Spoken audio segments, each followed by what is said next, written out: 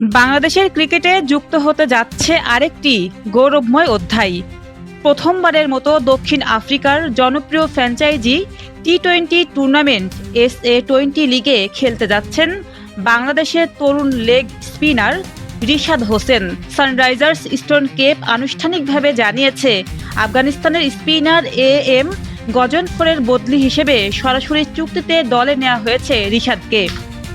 এর মাধ্যমে ইতিহাস গড়লেন এই টাইগার স্পিনার, কারণ তিনিই বাংলাদেশের প্রথম ক্রিকেটার যিনি SA-20 লিগে খেলার সুযোগ পেলেন।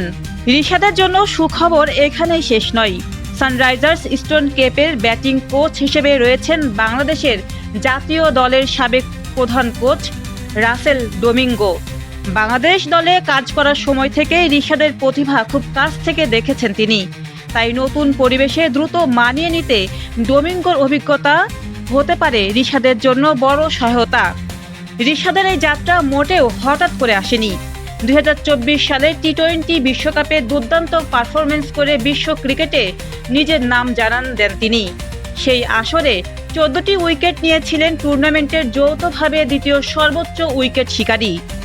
আর সেই অসাধারণ পারফরমেন্সের পুরস্কার হিসেবেই এবার বিশ্বের অন্যতম প্রতিদ্বন্দ্বিতাপূর্ণ টি-20 লিগে নিজেকে প্রমাণের সুযোগ পেলেন এই বাংলাদেশি স্পিনার। এখন প্রশ্ন একটাই, দক্ষিণ আফ্রিকার মাটিতেও কি নিজের স্পিনের জাদুতে ব্যাটারদের ঘায়েল করতে পারবেন রিশাদ হোসেন? বাংলাদেশের কোটি কোটি ক্রিকেট ভক্তের চোখ এখন থাকবে তার দিকেই। News desk, অন্যধারা।